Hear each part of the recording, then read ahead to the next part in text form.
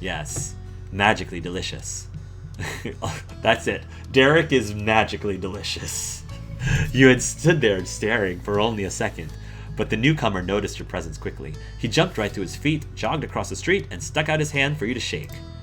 With a wide grin that you are so familiar with now, he introduced himself to you for the first time as Derek. I thought you were so nice. I thought you were younger than Cove. I thought you were the politest teenager I'd ever met. I, too, thought this guy liked sports. I thought you were cute. I didn't know what to think. I thought you were cute. Really? Really? Thanks. I expect to hear what you thought of me now. Derek's gaze shifted from the picture in front of him to settle on you instead. There was a focus in his eyes. It made you hold your breath from anticipation.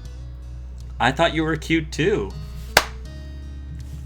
Heck yeah! I'm sorry, Cove. I'm sorry that Cove is the third wheel in this scene. You'd hoped you'd been able to inhale again after he spoke, but that only made it worse. You struggled to get any oxygen in. Thank you for telling me. Well, I'm glad you didn't think I saw it. Okay. We're a couple of cuties. You smirked. You began to blush. By the way, you have a lemon seed in your hair. And then you kept busy by finding another lemon to squeeze. Now I'll be like, by the way, you have a lemon seed. Let me get that for you. Just kind of run my fingers through his hair. By the way, you have a lemon seed in your hair. Oh. Derek raked his hand through his light brown strands blindly. Unfortunately, he focused on the top and sides, so he never hit the right spot. One of your hands covered the laughter coming out of your mouth, and you used the other to point out the target on the back of his head. No, I would have reached out. Finally, he was able to brush the seed onto the floor. Missed opportunity. He bent down to pick it up and dropped it on the side of the counter. Come on, game. You could have given me that. Come on, game. That would have been a really nice detail. Thanks, Hark. You're welcome. Could we add a little... We could add a little of lemon zest too. You should have done that from the beginning. I mean, it's going to help a little bit, but you should have done that from the beginning. You should have used all of the lemon peels that you've had. You threw it all away. Come on, Derek. I'm disappointed in you. I'm embarrassed for you, Derek, but I still love you. Derek fumbled to move the topic to something else. His darkening cheeks were probably the reason why. Do you have a grater or a peeler? Yeah. He had a peeler this whole time. The whole time. We could have used it. Cove gestured to the same drawer the knife had come from. Derek dug through it until he successfully retrieved the multi-textured grater. Now the problem with this is if he's going to try to infuse... I'm assuming what's going to happen, he's going to finely grate it, and then he's going to mix the zest directly into the lemonade, which is fine. It just means the lemonade will not be completely smooth and uniform because it's got little bits of lemon zest in it, which I wouldn't particularly mind, but I feel like the method that I said, because what would happen is, after you boil the water with the sugar and the lemon peel, you just throw the lemon peels out because the lemon peels have done their job. And then you don't have to do even any straining, really. But Cove gestured to the same drawer the knife had come from. Derek dug through it until he successfully retrieved a multi-textured grater. He took his stuff to the opposite side of the kitchen, and not getting in the way, and worked with his back to you and Cove. Cove tilted his head thoughtfully. He was inspired by Derek's work ethic. If it's gonna be fancy lemonade with zest, then we should do that thing where you put whole slices in it too. I can cut a few of the leftover lemons. Cool. Hark, can you pour the water and sugar in the pitcher so it can start to dissolve? Yeah, because it'll take a lot longer for it to dissolve if it's just cold water without heating it. Yep. You started by filling up the sparkly jug with chilled filtered water from the fridge, and you remembered to put ice in the drink too. The diluted lemon juice sloshed around and threatened to spill over as you piled in the ice. You left some space for Cove's lemon slices. Finally, you took hold of the hefty bag of white sugar and pulled it close to the counter's edge. Stray grains of sugar that coated the bag came to stick together against your still damp fingers instead. You felt like you were building a sandcastle at the beach. You just added 1 pinch. You added half a cup of sugar. You added a full cup of sugar. You added 2 cups of sugar. You just poured sugar in until it piled at the bottom of the glass. So here's the thing. Don't just add and taste. Like, I don't want to say half a cup, I don't want to say a full cup, because I don't know. You gotta taste it, you know? You don't just follow... Cooking, especially when you're like making something as rustic as this, it's all about tasting as you're doing. Pinch is not going to be enough. Full cup of sugar might be enough. Half a cup of sugar might be enough. I don't know. I'm just going to start with half, because you can always add more sugar. You can't take it away. So start with less. Pinch is too much less. Half a cup of sugar. You searched around the kitchen until you found a colorful ceramic mixing spoon. You dunked it into the pitcher and carefully stirred. A quiet smile grew on your face as you watched the bits of sugar swirl around in the pale yellow drink. It's not going to dissolve. You're just going to be mixing that thing for a while, because all of the sugar is just going to settle at the bottom until it finally dissolves eventually. But it's going to take a while. You know, at this point, the separate ingredients had truly come together to become lemonade. I don't believe it for a moment. I don't believe that. Round and round you turned the spoon. It was almost hypnotic the way the juice whirled inside the pitcher, and also the little specks of sugar that doesn't get dissolved in it. Your trance was broken by a sharp hiss at your side. You dropped the spoon, losing it in the depths of the lemonade, and snapped your head towards Cove. He was holding his left hand up to his face. A thick bubble of stark red had slipped down from one of his fingers and left a streak over his palm. Ow, ouch! You okay? That's not great. Where do you keep the bandages? You screamed at the sight of the sound. Derek, Cove is hurt. You completely froze. I'm gonna say... I'm not gonna scream at the side of the room. Derek, Cove is hurt. You completely froze. No, I'm saying, that's not great. Where do you keep the bandages? I would have immediately asked where the bandages were. Cove plainly shrugged. It's nothing. Without even thinking about it, Cove reached his hand down to wipe the mess on his pants. Luckily for his trousers, Derek flipped around at the commotion. His tense, worried face took in the scene, and a disbelieving shout startled Cove into freezing. Don't do that! Cove stared incredulously from the corner of his eyes, with an arm awkwardly sticking out from his side. His hidden paws in a strange position reminded you of the red light, green light game you'd played at your elementary school, except there was no green and only red in Cove's version. I'm fine. I feel like you need to, like, at least disinfect it a little bit, bandage it up, just make sure it doesn't get worse or heals faster. No way. You're gonna ruin your clothes and maybe your finger. It could get infected. Yeah, like a true big brother. That's what I was thinking too.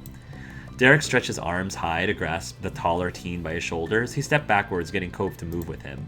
We're gonna clean that off for real. Cove muttered and averted fine as he stumbled along with Derek, who was reversing out of the kitchen. Hark, do you mind cleaning up the cutting board? No, I'll take care of it. You gathered the knife into the cutting board and brought it over to the trash. The lemon slices couldn't be used in a drink after that. You used the knife to scrape them off and into the bag. I feel like the lemon juice might actually help disinfect it a little bit because, you know, lemon juice, acidic things might be able to help. I don't know. Then you got to rinsing the board and knife in the sink with soap and hot water. You switched between staring down at the suds and checking over the counter for the boys. You were careful not to accidentally get a cut on your own, but it was hard not to wonder what was going down the hall. By the time you'd finished washing up, Cove and Derek re-emerged in the living room. An unassuming brown bandage was wrapped around the cut on Cove's finger. Okay. It's okay. It wasn't deep. We washed it off, got it clean, put a bandage on it. Good as new. Derek marched with confidence right back into the kitchen. Cove hesitated in the living room. He waved apologetically. Hey, you really okay? I definitely am. I just nicked myself when a lemon slipped. The juice stinging me was way worse than the cut itself. That's a relief. Thanks for helping, Derek. Thank you.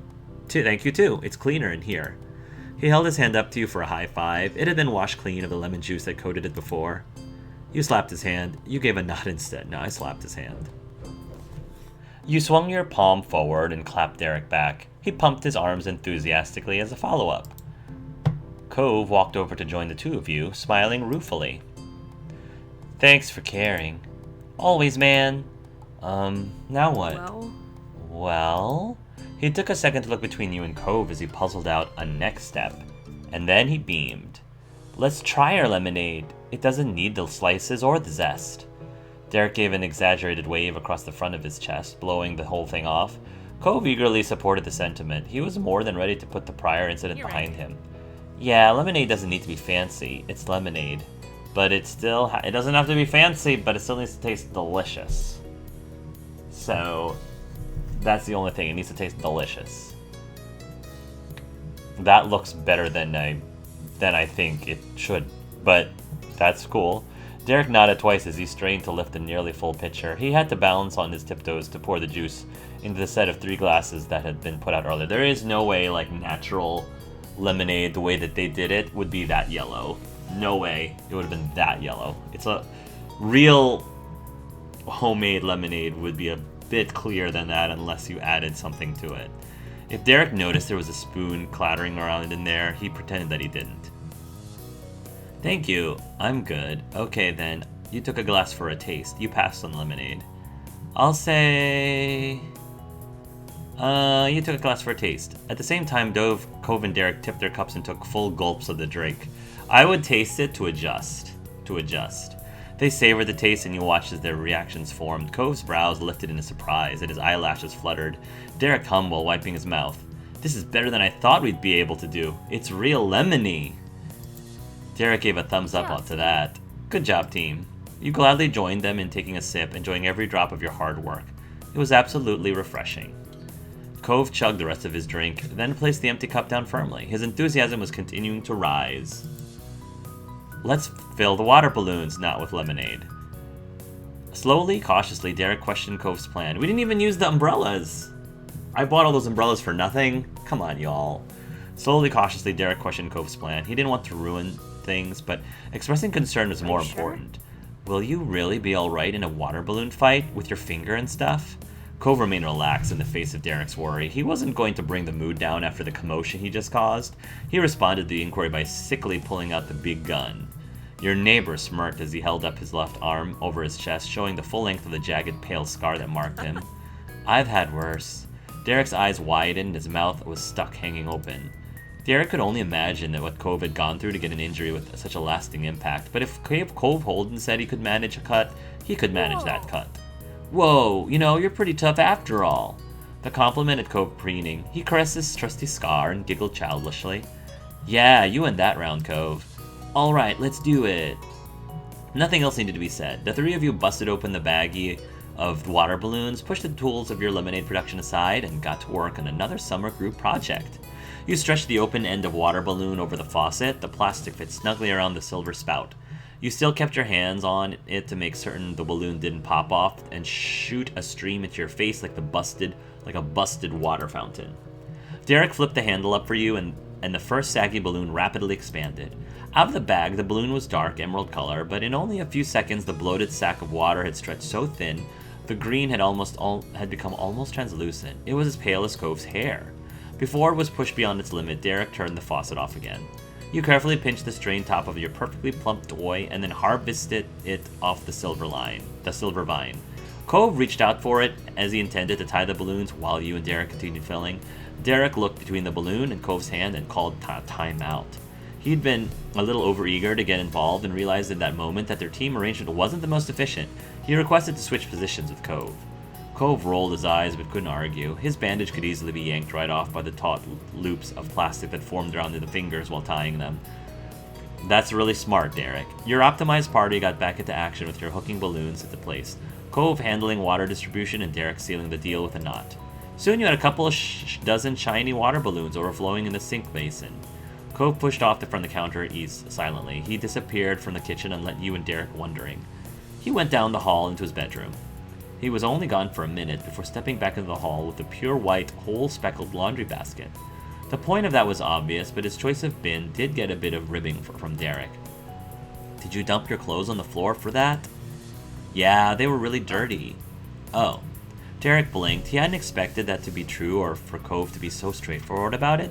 You snickered at the exchange, still casually leaning against the sink. When Cove dropped the very newly empty laundry basket on the tile, you cradled a few water balloons in your arms and placed them inside.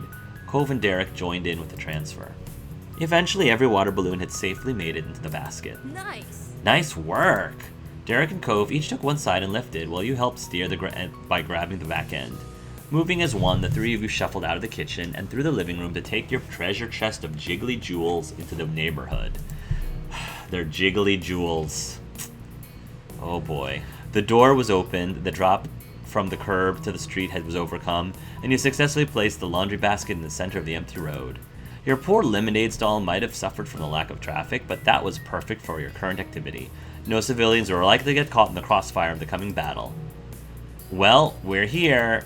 We are here. I would not... See, here's the thing. Especially when I was a kid or a middle schooler, I did not like getting wet. Like, outside of taking a bath or taking a shower. I hate being in wet clothes. I hate being wet clothes. I hate being out in the rain without an umbrella. I just hate the feeling of being in wet clothing. So playing water guns and playing with water balloons would never have jived with me. I would never have been interested in that. We are here. Sorry to be a party pooper, but that's just how I was. And I kind of still am. I don't like getting wet. I don't like getting my clothes wet, much less feel wet clothes. Derek slowly curled and uncurled his fist. Cove didn't take his eyes off you or Derek. No one made a move for the pile. You held your breath from the growing tension. You broke the pause and grabbed the weapon. No. You held your breath from the growing tension. And then Derek took the initiative. He stuck both his hands deep into the mass and came out with 2 balloons. I'm not a very aggressive person. I would have just been like, you two have fun. I'm not playing, because this is not my idea of fun. You were startled at the action and grabbed the weapon defensively, but I guess I'm doing it anyway. Cove attempted to keep up and almost tripped over himself to get a water balloon of his own. In quick succession, Derek launched one shot at you and the other at Cove. Ah! You felt the impact of a solid object slamming against your chest before it burst into a million pieces, and a shock of cold water seeped into the front of your shirt. I hate that so much! Oh, I would hate this so much. So much.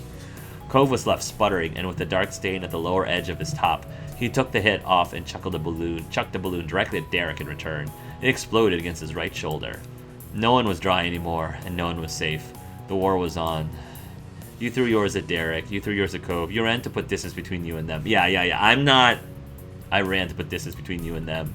Getting a hit in was a far lower priority than not getting hit again.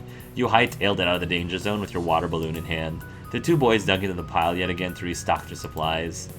The water balloon fight was in full force. Derek sprinted up and down the street, making himself into a moving target. He'd only made a mad dash for the center area when he ran out of the balloons. Cove had no fear of being an easy mark and stayed right by the laundry basket, lobbing strike after strike at you and Derek. You hid in your home's doorway and took shots from cover. You chased after Derek. You competed with Cove for control of the pile. Yeah, I am not aggressive. Especially not at that age.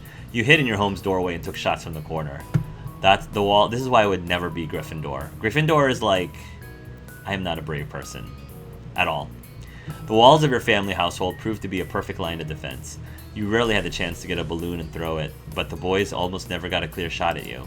Laughter and water splashes filled the normally quiet Sunset Bird neighborhood. You were convinced the mean grandparents would jump out and shout about the noise. Luckily, no one interrupted your revelry, and even if someone had, they would have been putting their dryness at risk by confronting your group. Rapidly, the amount of balloons dwindled until each person had only one left in hand, and the laundry basket had nothing except a little puddle at the bottom of the scraps of rubber scattered in it.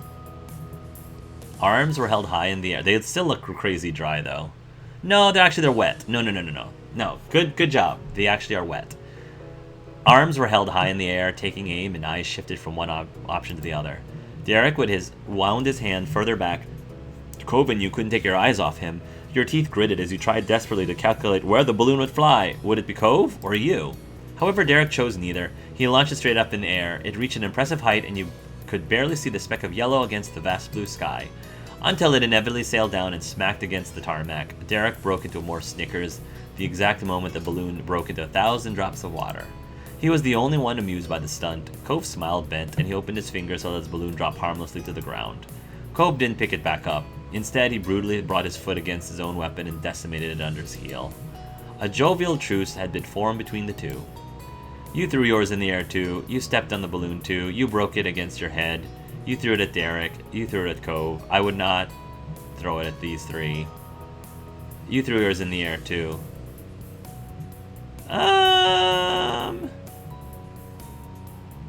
I'll just step on it. You give the balloon a light toss, letting it land safely on the ground, but it didn't stay in one piece for long. You slammed your foot on it hard, and your shoe was sopping wet in an instant. Ugh. On second thought, maybe I wouldn't have done that because I hate wet shoes and wet socks.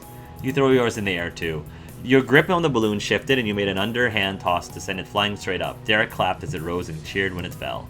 He jumped in the air when it made a similar splat on the ground.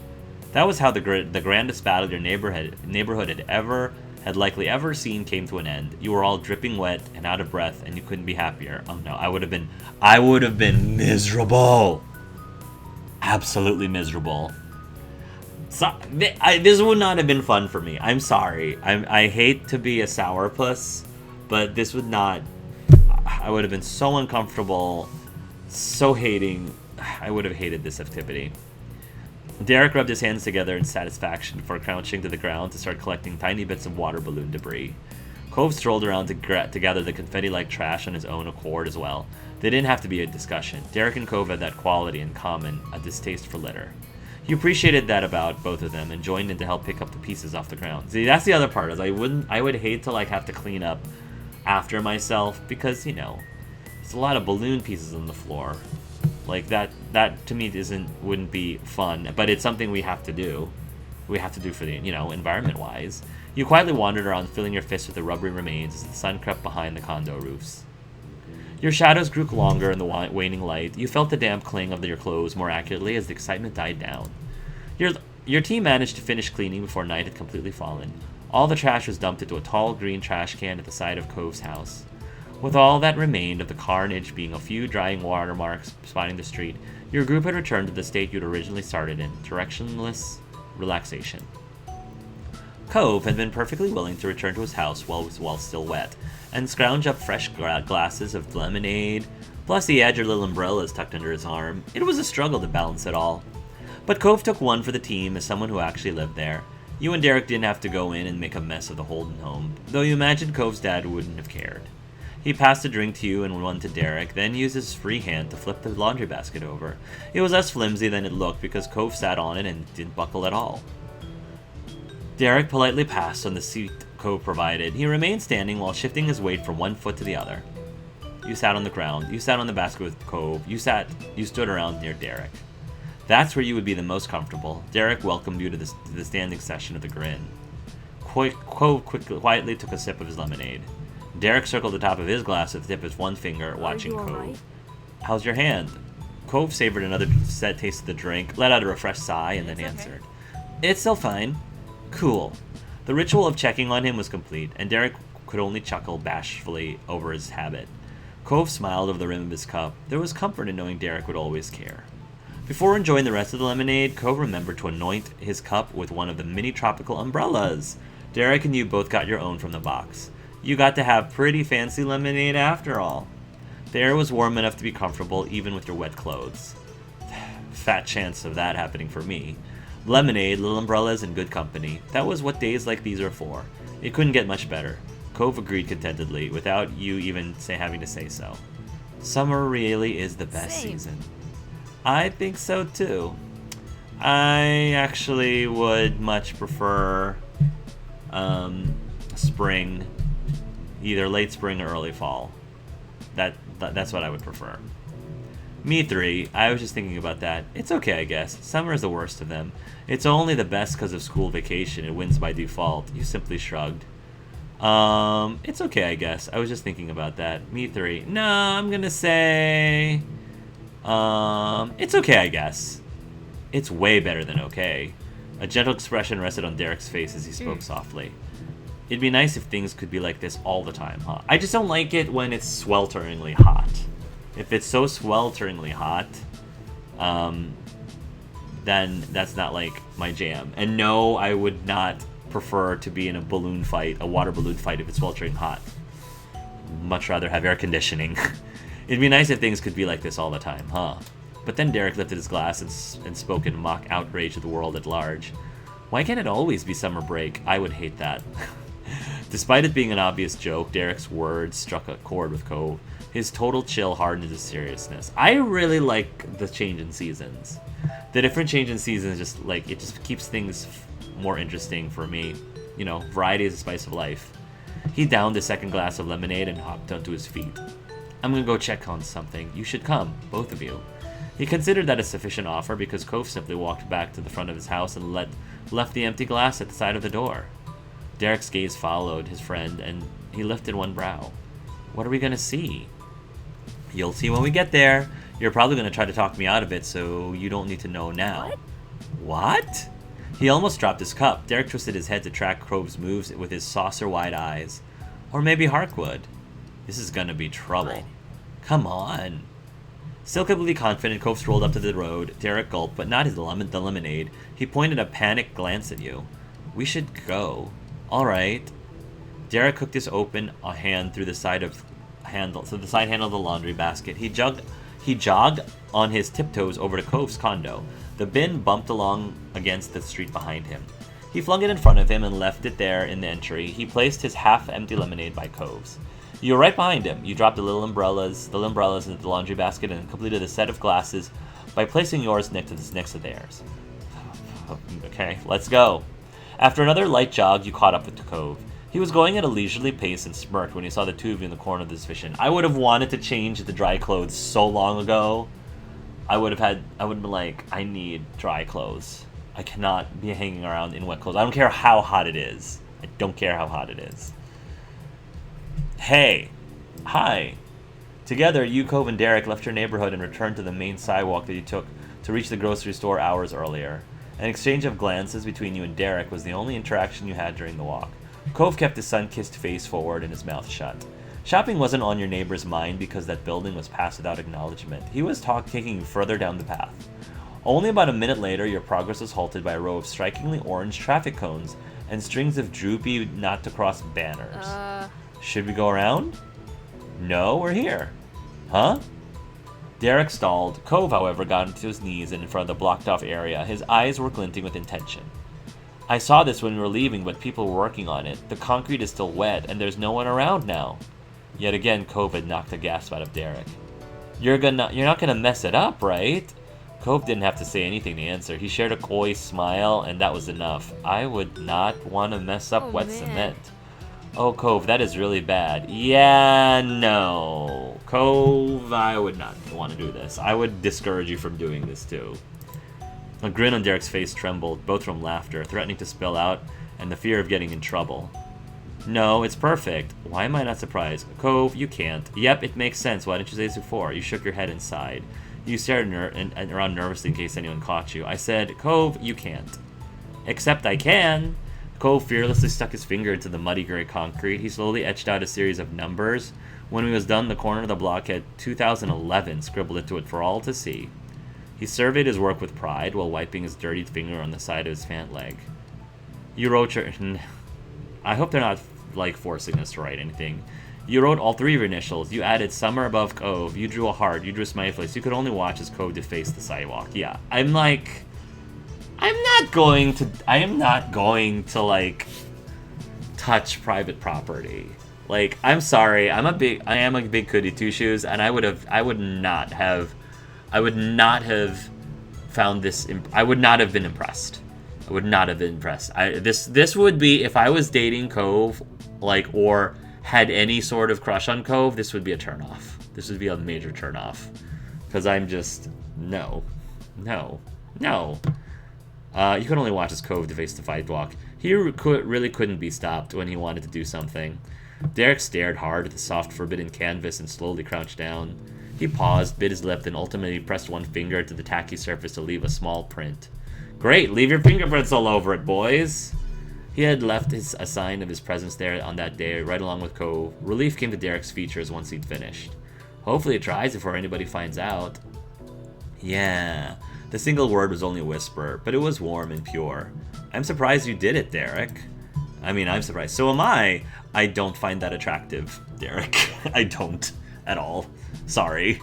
But, he's not perfect. He can't be perfect. Cove dusted his pants off as he stood after a job well done. Derek shot up as well, newly invigorated. He looked at the sun and squinted at the sun. The day was coming to an end, but one could say your grump group had wasted it. But no one could say your group had wasted it. That was true for the entire summer. no matter what happened when school started again and when an unknown future arrived, you'd still have all the memories you made together when you had the chance and the things you left behind. So that one was okay. I mean, it started off okay, and then the lemonade thing happened, and that was fun, and I like all the stories that was going on. But then when it got to like the water balloons, I was like, all right, I can understand why people would find this fun, and I don't mean to be a sourpuss, but you know, whatever, it's fine. We had a water balloon fight, and the whole time it was just really triggering. But then it got even more triggering later when they were like, you know, we're just gonna deface public property with our fingerprints. I was like, I'm not putting my initials on there.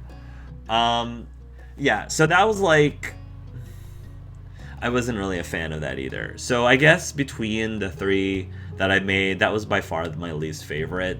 I mean, it started out okay and fine, and then it just kind of ended with a